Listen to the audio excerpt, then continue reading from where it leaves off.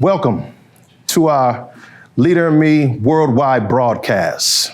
We are coming to you from the Leader in Me studios. My name is William McKinley Blackfoot IV, and I am a senior consultant with Franklin Covey.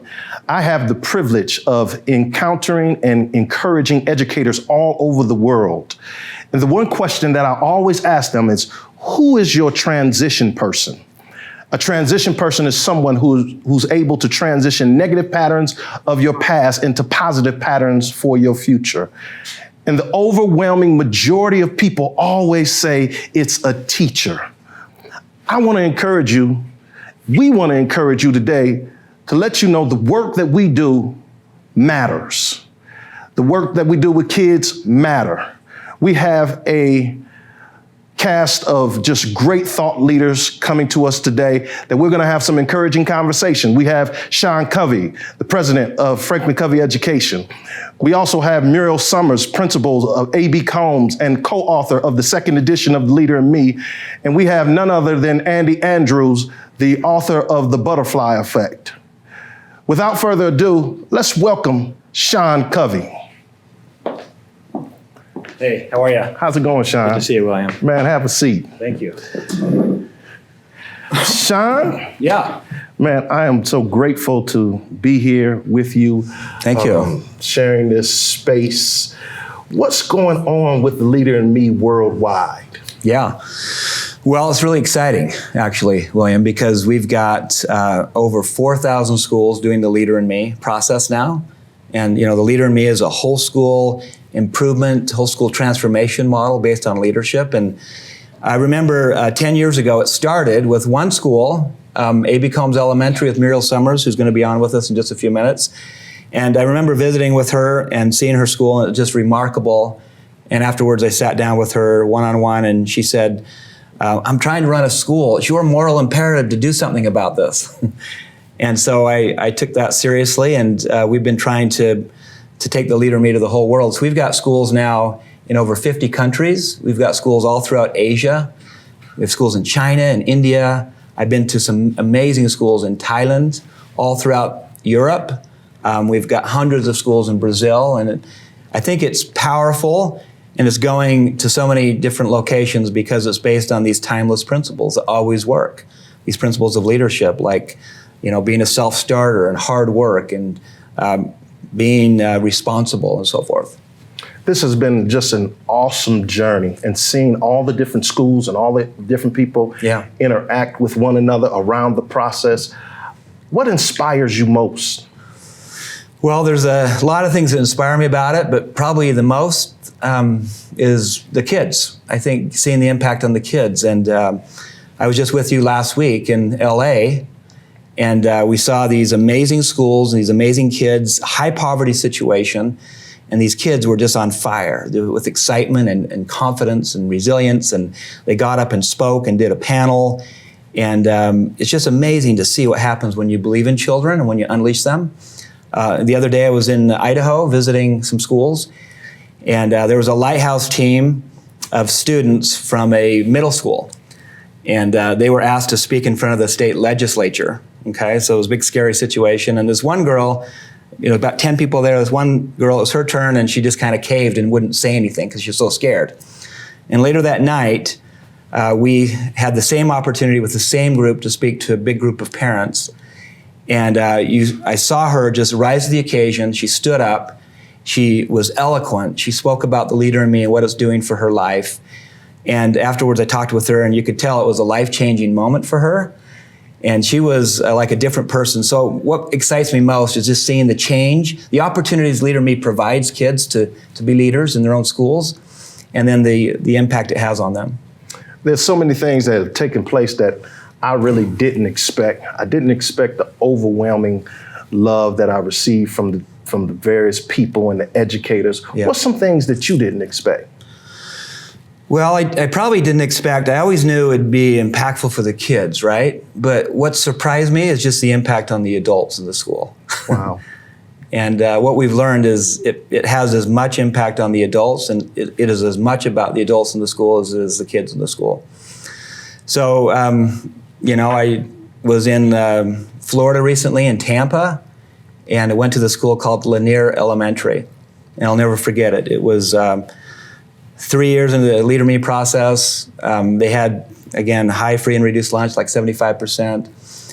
And the teachers were so excited, and just you could feel their enthusiasm, and you could feel their excitement around the whole process, and their academic scores were just skyrocketing. For 3 years in a row, the principal just showed me the big data room where everything was laid out, and she just said, look at all the scores of every single class of people, every single grade have gone up 3 years in a row. But you could just, the culture was tangible, you know? So the change in the adults is amazing.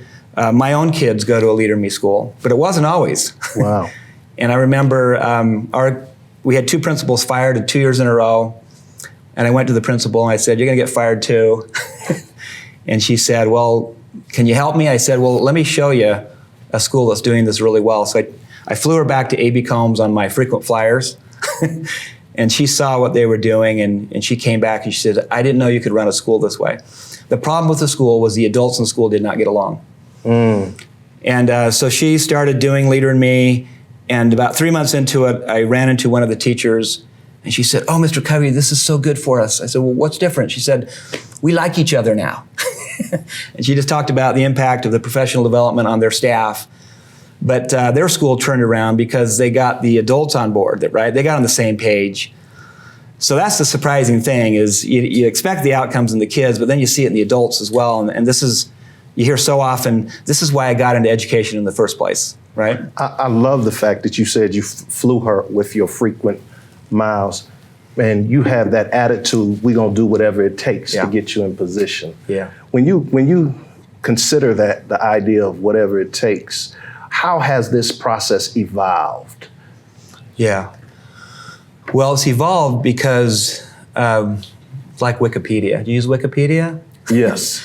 And it's built by its members, right? Mm-hmm. You got some people doing some oversight, but that's what Leader Me's like. It's being built all the time by its members, and it's getting better all the time because we're trying to listen to what the market has to say. People are coming up with all kinds of ideas. We always say that Leader Me is for teachers, invented by teachers. So that's kind of what we're shooting for, just to continually make it better. We spend millions of dollars every year in R&D. We're trying to make it a lot more digitized so all the training can be online as well. We're really excited about this. We're developing leadership certificates for high school students. So imagine you can take a class or two, take a test, and get a certificate that you could use on your resume or get college credit for. So we're building that right now. And the other thing would be the word alignment. What we've learned is Leader in Me can be aligned to help you in whatever is important to you. Whatever district initiative or state initiative you might have that you've got to achieve, Leader Me is not another thing on the side that you have to do in addition to. It is the thing that can help you achieve improve your attendance, improve your behavior, improve parent engagement, improve your test scores. So that's where it's going. When you talked about, you said something powerful about teachers. Your dad was a teacher. Yeah. What lessons? How is he still teaching, and what lessons are you learning, and what discoveries? Did you ever meet my dad? I did. Yeah. Mm-hmm. Okay. Yeah, that's good. I'm glad you did. Yeah. I find a lot of people did. I travel around and somebody say, hey, I heard your dad speak once. And I said, well, I probably heard him too much growing up. But he passed away about 6 years ago. And he always said teaching is the highest profession. He loved being a teacher. And his dad trained him, and he was going to run the family hotel because his dad was a hotel, he ran a hotel. And my dad said, I don't want to run the hotel, I want to be a teacher. So he loves what we're doing with Leader in Me, and he got to see it in its early years. I remember one of his last lectures. It was a big audience. He gave his address, and he did some Q&A, and people were asking him questions. One of the questions was, what are you most proud of? And he said, well, my family, personally and professionally, the work we're doing with kids, the work we're doing in these Leader in Me schools. And he got to visit A.B. Combs years ago. He saw what happened there, and he was just blown away by it. But he's always a teacher, first and foremost. I remember, the quote about worth the potential that he's famous for. I was there when he said it the first time. Wow. I was up at Sundance, a resort where they were holding a seminar, a group of some seminars And I said, Dad, what's your definition of leadership? And he thought for a minute. And he said, I think leadership is when you communicate to another person their worth and potential so clearly they are inspired to see it in themselves. I said, what'd you just say? And I teared up. And I teared up because it was so genuine. And I remember feeling like, this is exactly how you make me feel. You're always communicating my worth and potential, Dad, even when I don't see it myself. So when he said that, I thought, oh my goodness, that is so true and it's so in you. And you know, if you had to describe Leader in Me in one sentence, that would be it. Our job as educators, communicate worth and potential of Johnny and Susie and whoever, right? You've got greatness in you. And when you communicate that, they feel it, and that's a paradigm, right? And they'll respond in great ways. Well, let me say this about worth and potential. You communicated my worth and potential when you invited me to join this team and to travel all over to engage educators. Yeah. And I am grateful for that because you took a risk. You took a risk. And I just want to say thank you, for communicating my worth and potential. Yeah. When you consider that, the whole concept, how can educators help grow the practice? What can we do? Yeah.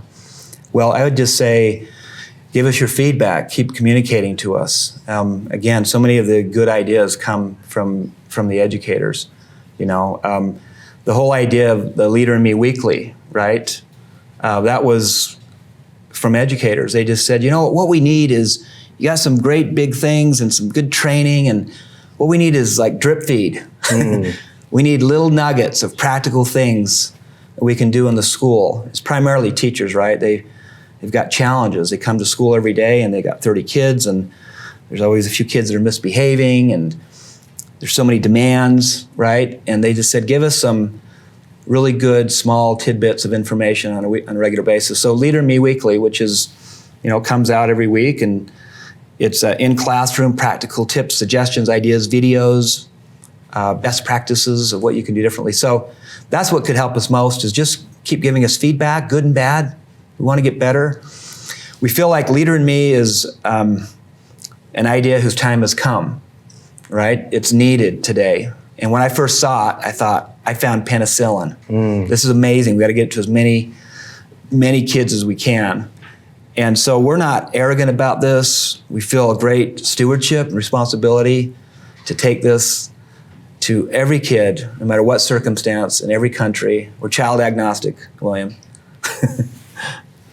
Well, if it were me, this is one thing I would share with educators, to reach out to other educators. Reach out to other educators, and we have a great process that does well for kids and the adults in the building. So I would always encourage them to find somebody so that we can spread this particular process as much as we can. It's well said, because most schools start because they saw another school, right? You can read about it, but when you visit another school and you can feel it, that's what makes the difference. So that's great advice. Yeah. If there was one thing that you could share with educators around this whole concept that they matter, what would it be? Look at the camera. Yeah, well, I would, there's lots of things, and maybe, just address the audience directly. But we got this Andy Andrews. He's going to be speaking to us shortly here, and this great book, The Butterfly Effect. I read it many years ago, and it's amazing. But it's about how, as an educator, or how influence works, and talks about how a butterfly can flap its wings in one place in the world, and it will impact another side of the world, and how everything really ultimately is connected and matters. And it's really profound, and it's not just an idea, but it's there's science behind it. And Andy will be talking about this. And when we were thinking about who would be the perfect person to get on this global webinar broadcast, we felt like he's the guy. Because as educators, you think about the impact you can have, and it's limitless. I remember, you talked about transition person, right, at the start. And I remember a person in my life that had a huge impact on me. And it was Miss Muir when I was in 7th grade. And I got into, I took a public speaking class, and I was so shy, and I hated talking in public. And she was so great, and she came and she said, "Sean, you're good at this, you can do this." And she encouraged me so much to learn how to speak in public that she made just a massive difference in my life. And I feel as educators, principal, administrator of some kind, teacher, these children are precious. They come to your classroom every day, and I've got a kid, a 5th grade student right now. I worry every day, what's my teacher going to say to him today, and how is she going to make him feel? But the amount of influence you can have is just tremendous, and it's like this butterfly effect. Well, Sean, I want to thank you so very much for joining us on our broadcast, and I'm sure that everyone appreciates your words of wisdom. Yeah. As we continue with our broadcast, thank you so very much. Thank you, William, my friend. Appreciate you. We have so many schools that are on the line with us right now. We want to encourage you, and some of you are wondering how you can showcase all of the wonderful things that you're doing in your schools. We have an international speech contest. During that contest, you will have your students who are orators. They're going to send in the information. We're going to give them $1,000. $1,000, the winner of our contest. We have some other prizes for your students. However, the winner is going to receive $1,000. So please get your submissions in by March 31st so that we can now crown our winner for our international speech contest. Now I'd like to invite Muriel Summers, everybody's favorite principal. When she hugs you, it feels like a warm hug of love. Muriel, are you there? I am here. Hey, William, how are you? I'm wonderful, Muriel. How are you doing? I am doing great. Beautiful day here in North Carolina. Well, good. Muriel, I've been at this since about 2008, 2009. You've been at it much longer. How do you continue to inspire and innovate around this process? Well, it's pretty easy when you love what you do. And I'm surrounded by an incredible staff of the most amazing, creative, innovative individuals you can possibly imagine. As long as we have been at this very meaningful and important work, there is not a day that goes by that we aren't operating in quadrant 2, thinking about how to make this even better and how we can take Dr. Covey's work and Sean's work and take it to a whole new level in terms of aligning it with what we do in a schoolhouse. So in terms of being innovative and creative, when you love what you do and you're surrounded by like-minded people, great things just continue to happen. How have the parents in your building responded to the Leader in Me process?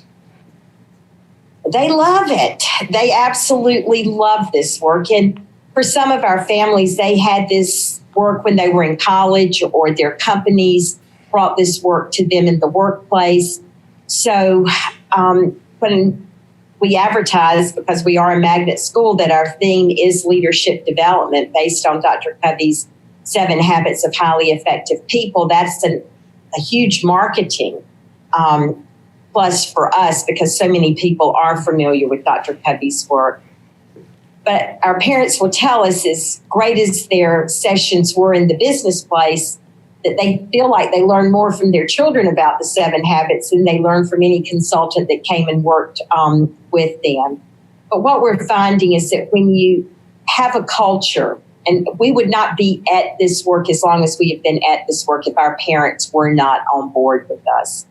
Our parents love what they see happening. They love what they see happening to their children, but they also love what they see happening to their families as a result of us providing monthly parent engagement sessions that always include the 7 habits of highly effective families.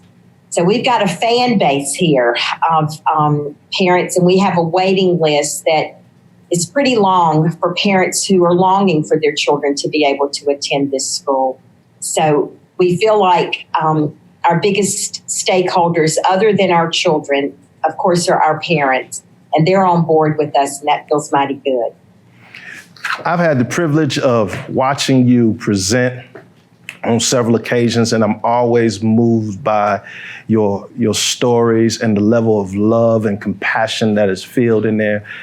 You know, you talk about how it has impacted students. How has the Leader in Me also impacted the educators in the building? You know, we wouldn't be doing this work if we hadn't found some way to inspire and motivate our staff around this work. And certainly the 7 Habits training was absolutely critical in getting everyone to buy into what we were trying to achieve. But I will never forget one of our teachers coming up to me after the training and saying, you know, Muriel, I feel like of all the trainings that I've had, they've all been about developing me as a teacher in terms of the craft of teaching in mathematics and reading and science, social studies. But she said, I feel like that this is the first time a school has ever invested in me as a person. And it's always fascinating to watch the reaction of a group of educators about noon on the first day of this training. You start to see something magical, transformative happen when the whole message is about developing you as a person. So our teachers have had the wonderful opportunity of having incredible training through Franklin Covey, not just on the 7 habits, but how to implement in the classroom, speed of trust, the list goes on and on. So, you know, our teachers are receiving the same training as executives in big companies are also receiving. So you start to be surrounded by just an amazing culture of people leading. Our children are leading, our teachers are leading, and many of them have stayed in the classroom. Many of them have gone on to be principals in other schools, serve in district office positions or statewide education positions. So you've got this amazing culture that is building not just our young leaders, our children as leaders, but also our staff as leaders. You couldn't join us here in the studios in person, so you're coming to us virtually because you're implementing the process with fidelity there at your school. What one thing can you share that you didn't expect to take place? You know, I knew after, and I always get emotional reflecting on that moment that I had with Dr. Covey in Washington, D.C., and I was just a participant in his training, and as he spoke, I kept thinking, you know, wonder if you could teach these habits to little children, and what a difference that might make in their lives, what a difference it would have made in my life if I had had this work much earlier. Columbine had just happened, and the whole nation was up in arms about what can we do to keep our children safe and to prevent anything as horrific as what they experienced in that community happening in our own communities. So as Dr. Covey spoke, and I asked him the question, do you think you can teach this to little children? And his response was, well, I don't know, why not? And if you do anything with it, let me know. I think what I'm most surprised by, but not really, and I think after 40 years in education, what I have come to learn is that this work is for teachers that get why we went into this profession to begin with. And that's because we love children. We want to make a difference. We want to have an impact. We see their potential. We see their worth. And so the surprise may have been that this is now in 4,000 schools. Will be 40,000 soon, but 4,000 schools around the world. I think I did see that we were on to something wonderful and special. And when Sean came aboard and he made it all happen, he and his team, by creating a system to bring this to the masses, I'm surprised, but not really, because I know we're doing the work that all great teachers have done forever. And that's just love the children in a way that leaves an impact. Sean said this was created by teachers for teachers. What's the benefit some of the benefits that you see with the process? Well, it absolutely was a model that was developed by teachers, because it happened here. There's something when there's commitment and investment, and when someone has that kind of commitment and investment and everyone is included in the process, wonderfulness happens. Everyone leads here. I have just the wonderful responsibility and the challenge of keeping up with these great people.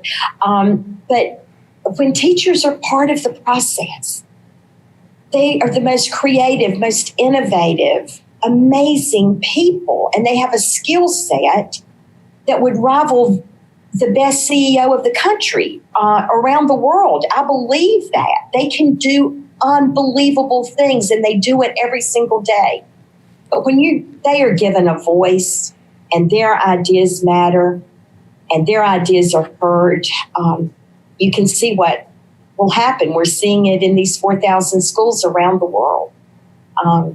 Teachers are incredible people that are making an impact every single day. What's the one thing, we have schools from all over the world tuning in, what's the one thing that you would like to share, the one highlight, the one takeaway that you would like to share with them? I don't know that I have anything to share other than just sheer love and gratitude for the work that they do. This was a little idea born right here on 2001 Lorimer Road in Raleigh, North Carolina. And for them to also see the incredible merit of this work, I have nothing but sheer love and gratitude and appreciation. My last conversation with Dr. Covey before he passed away was, Dr. Covey, what do you want to see with this work? And at that time, there were probably less than 100 schools that were embracing this work. And I will never forget him grabbing my hand and looking me dead in the eye and saying, Muriel, I want to see this in every corner of the world. I want every child in every corner of the world to have the opportunity to have the experience of this work. So for all the educators all across the world, you're making Dr. Covey's vision and Sean's mission become a reality. And for that, I am so honored to partner you in this journey. I'm so grateful for the work that you do. And I will end this question by just saying I was reminded the other day when I was talking to a little girl in third grade who just can't understand why adults can't get what they're getting here.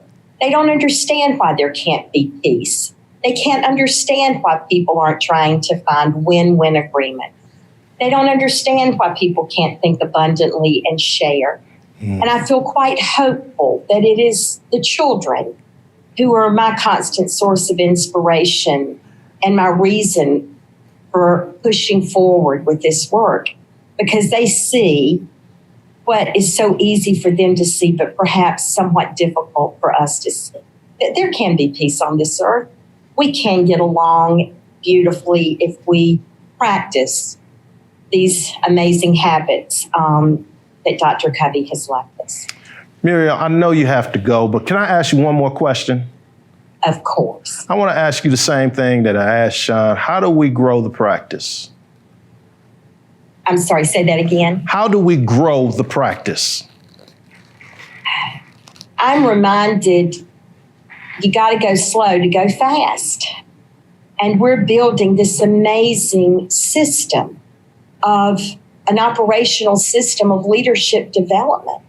I cannot, I'm seeing the fruits of our labor because I have children in the workforce that are saying and coming back to me, Miss Summers, the most important life's lessons I learned at A.B. Collins. And these are young adults working for Fortune 500 companies, students that are majoring in policy and politics and international business and international law because they want to take what they learned here and see it come to full circle for them as adults. So I'm just so excited about where this work is headed and feel a sense of urgency that we got to get it right. We're building a strong foundation. We are getting it right. We are focusing on this amazing system because we're reminded of what Edward Deming said, that 98% of the problems in any organization, and that also meaning a school, are not with the people, it's with the system. And so the system that we have in place in Leader in Me schools is really the operational system to enable greatness in others. And I am so happy to be part of this very meaningful and important work. Thank you, Muriel, for joining us here on our worldwide broadcast. We want to just wish you all the best. And I can't wait till next time I see you. I'm going to get me one of them hugs. Well, there you go. I can't wait either. And thank you so much for this opportunity. All right. Thank you, Muriel. We here at Franklin Covey, we are obsessed with staying connected to you as an educator. One of the ways that we do that is through the Leader in Me Weekly. Earlier, we talked a little bit about the Leader in Me Weekly. When you get on the Leader in Me Weekly, you'll see videos, you'll see tips, you'll see tools around best practices. And that is an opportunity for us to encourage and inspire. We're going to drip feed those ideas to you so that you now can take them and make the magic happen in your school. So if you haven't already, please take a look at the Leader in Me Weekly. We are now going to welcome our final guest. That is Mr. Andy Andrews, the author of The Butterfly Effect. Andy, are you with us? I'm here, buddy. How are you doing, William? Man, I am doing good. Andy, let me say this. Probably there is no author that has more book space on my bookshelf than you. Wow. Are you serious? Man, I'm serious. The Noticer, the Little Things, the Traveler's Gift, and then my all-time favorite is this book right here, The Butterfly Effect. Wow. Man, I appreciate that. And I'm gonna tell you why it's my all-time favorite in just a moment. A New York Times reporter said that you could be, Andy, the most influential person in America. But it didn't start out like that. No, it did not. It did not. I had some crazy times on the way. It's funny to me that sometimes I'll speak or I'll be somewhere and I'll have somebody come up and say, wow, I wish I'd have met you 30 years ago. And I'm like, no, you didn't want to meet me 30 years ago. I couldn't have helped you at all. But, when I was 19, William, both my parents died in the same year. My mom died of cancer. My dad was killed in a car accident. And this is a tough time, but I've always had that ability to take a bad situation and make it worse. And I did. I made some bad choices and ended up literally homeless before that was even a word. 30 years ago, nobody was talking about homeless people. That wasn't a term anybody used. But I was sleeping under a pier and in and out of people's garages, which is not safe or smart. But that was that beginning. Was that the place where you started looking for life's principles? It was. I met this old guy, and I write about him in the book, The Noticer. He would say, when God was passing out talents, I didn't get any particular ones. I can't run fast, I can't sing great, but I just noticed little things that make a difference in people's lives. And this old man took an interest in me during that time, and it was an amazing journey. He started me reading. I was more of a magazine person at the time, and he started me reading biographies. I didn't really like biographies. I don't know why, but I guess because they made me read them in schools and nobody ever told me why I was reading them. But this old man, he gave me three. He gave me Winston Churchill, George Washington Carver, and Will Rogers. And I remember looking and I said, biographies? And he said, no, these are adventure stories. These are mysteries and romances and thrillers, and they're all true. And I thought, okay. But I got hooked on them. I got hooked on these stories, these lives. And I ended up reading, over 200 biographies of these happy, successful, secure, great people. I was reading books about great people, which when I say books about great people, it makes me think, do they do books of any other kind of people? It's not a loser section at the bookstore, but I would read these books thinking, what is it about these people? How did they turn out this way? Is it something they did? Or were they born this way? I knew if they were born this way, I was out of luck. But if it was something they did, what did they do? And how long did it take them to do it? And I identified some principles. Just like Dr. Covey, has identified principles, I began to be very interested in principles. I heard Stephen say a little earlier on your broadcast, that principles work every time. And that's true. They work every time. It's an important thing to know because they also work whether you know them or not, right? I mean, gravity was working long before the apple ever fell on Newton's head. But once it did, and once he understood it, we as a society were free to harness that principle and create airline flight and suspension bridges and any number of things that the principle of gravity holds sway over.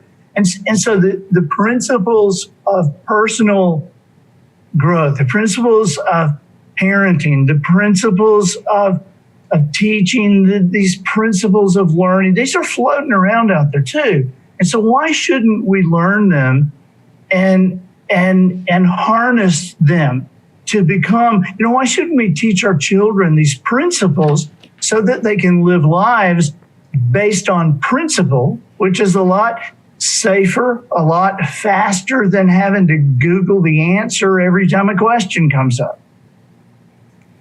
The title, The Butterfly Effect. I heard of it, but what does it mean to you and why is it important? This was a very curious thing, because it was in 1963 that a guy named Lorenz was doing his doctoral thesis, and he presented it to the New York Academy of Sciences, and it was laughed out of the place. And it was born of what they call chaos theory, and his delivery was, included the fact he described that a butterfly could flap its wings on one side of the world and set molecules of air in motion that moved to other molecules of air that somewhere along the line would actually mess with weather patterns on the other side of the planet.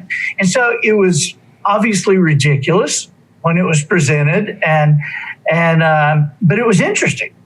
And so it kind of hung around forever in myth and urban legend and comic books and bad movies until finally, in the mid-90s, physics professors working around the world proved that the butterfly effect was accurate and viable, and it worked every time. And they gave it the significance of a law, just like the law of gravity. In scientific circles now, the butterfly effect is known as the law of sensitive dependence upon initial conditions. And it works every time, and not just with butterflies, it works with people. Say that again, the law of what? the law of sensitive dependence upon initial conditions. And that basically means that when something happens, there is going to be something else that happens because of it. And so I began to be very interested in, I had a general call me one night. This was kind of the beginning of the book. This general called me from overseas, and he said, we're having a challenge it was in the Air Force. They had a challenge with suicides, and they said that their people had, gone and done all the research, and all the experts were telling them that these young people were doing this or making this attempt, not when they were sad or mad or depressed. They were actually committing this act and sometimes succeeding when they had determined that they did not matter. And so it was like, okay, I'm depressed and I don't matter. And so then the act would take place. And so this general told me, he said, we've told them that they matter until we're blue in the face.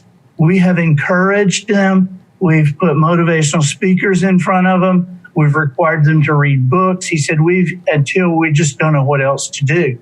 And he said, and I had started saying something, William, when I would speak, I would say that I'm not into encouragement. I'm into proof, that I'm not a motivational speaker, that, I want to do something that lasts, and I am into proof. And sometimes people would come up and they'd say, well, you say you're not a motivational speaker, but I sure am motivated. And I would say, well, it's only because you have learned something that you didn't know, or you're thinking in a way you didn't think before, and that has given you an understanding of what you really can do. And so this general said, it occurs to us that since you say you're not in encouragement and you're into proof, we need you to prove a life. And I said, now what's this? And he said, we have encouraged them and it's not working. He said, we need to prove. You say you're into proof. Okay, prove how much a person matters. So I took that, and I had been studying the butterfly effect at that time. I had just kind of somehow honed in on it. It was very interesting to me. And what I ended up doing was I would look at all these significant accomplishments in the world, these things that people say are just the greatest thing.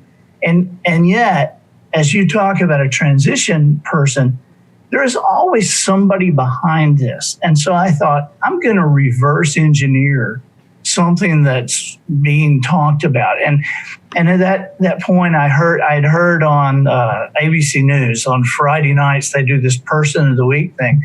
And it's this big thing. They still do it. They talk about somebody and what they've done and give them the Person of the Week award.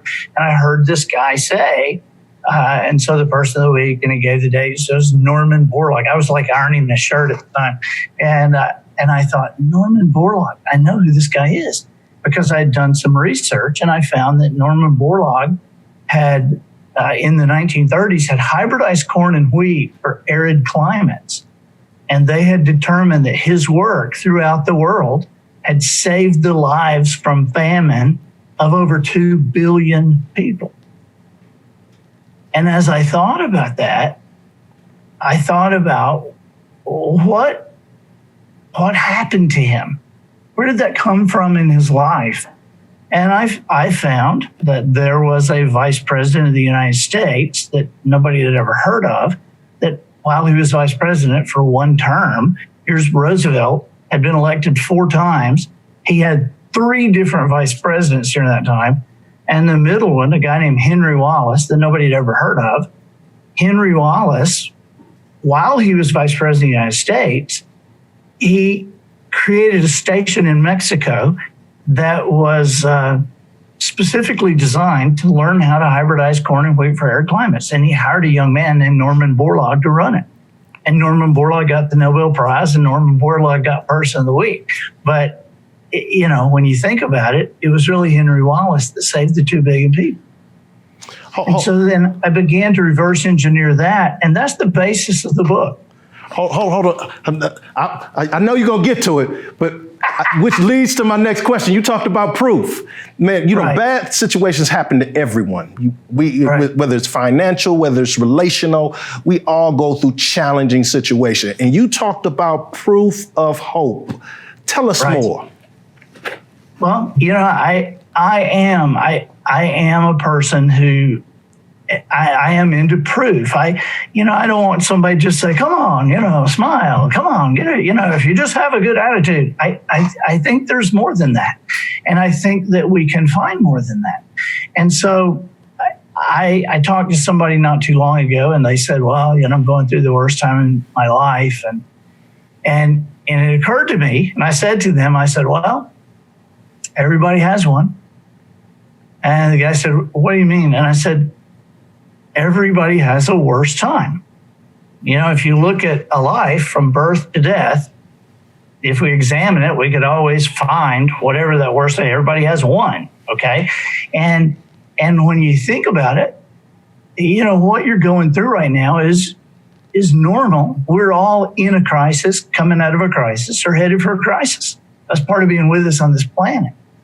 But even in the worst time of your life, there's not just a hope. There's not just a thought that things might get better. Even in the worst time of your life, there is proof of hope, and that is that you breathe. You are breathing. And if you are breathing, that means you're still here. And if you're still here, that means you haven't accomplished what you were put here to accomplish. And if you hadn't accomplished what you were put here to accomplish, that means your very purpose has not yet been fulfilled. If your very purpose on earth has not yet been fulfilled, that's proof that the best part of your life is still ahead of you.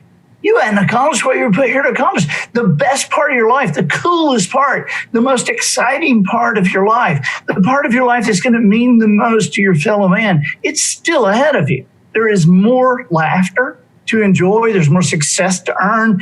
There's more to learn. There's more children to influence. There is more. This is a proof of hope by the virtue of the fact that you are breathing. Now, you begin the book with a teacher. And it's 2 teachers that really I took notice. Was the first teacher you used, and then it was the second teacher, which was George Washington Carver. Right. But now, you begin with some guy named Chamberlain. Tell us more.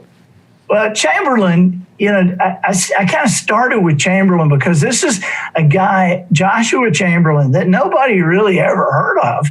And yet this is a guy that on one day, July 3rd, 1860 something, what it was 1863. And this guy made one move that has our entire world working like it's working. I mean, this guy was placed. He was in the army, and he was placed at a particular position on a hill and told, you can't leave here, that you are the extreme left edge of this line of 80,000 men that runs from you into this town over here, little town called Gettysburg or something, and you got to stay right here. And so as they took charge after charge after charge, and the men are starting to say, we got to get out of here because, they started the day with several hundred. Now they're down to 80 and they're out of ammunition. And now they're looking at another charge. And Chamberlain did something that if this was in history books, it would be the coolest story in every history book because they're begging to leave. They're down to 80 men. And he said, fix bayonets. And they looked at him like he was crazy. And he said, fix bayonets. And they all did. And then he jumped up on the wall and swung his sword down the hill. And he said, charge, charge. And they charged down the hill.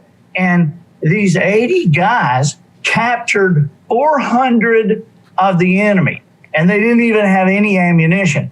And so, historians say that he was the one who saved that battle, because if the Confederates had gotten behind them and actually taken the high ground, they would have come down on these 80,000 men from behind.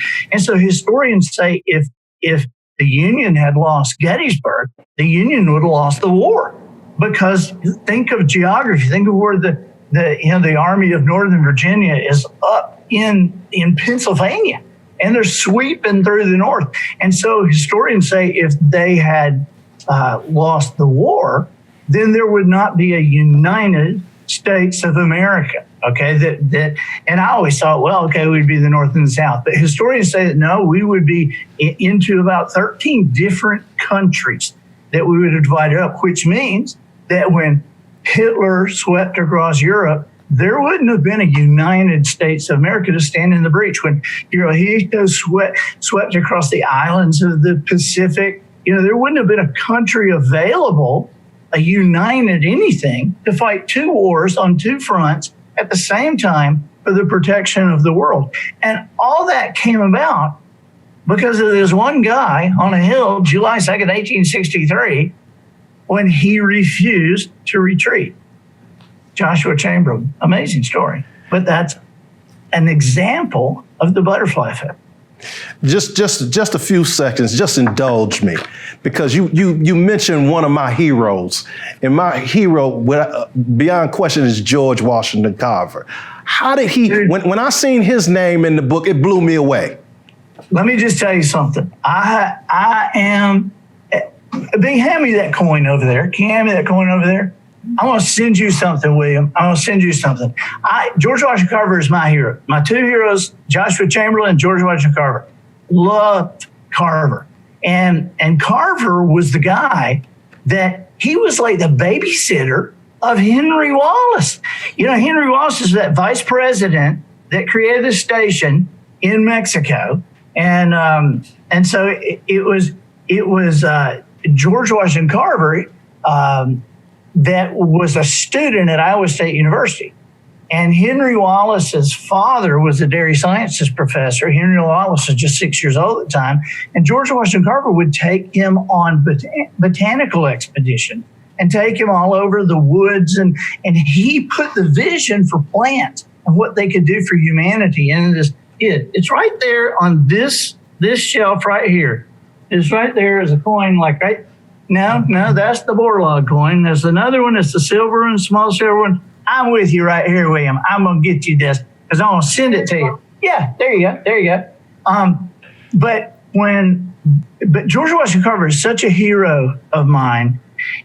And a lot of people also do not know that there in 1951, 52, 53, and 54, America had a coin.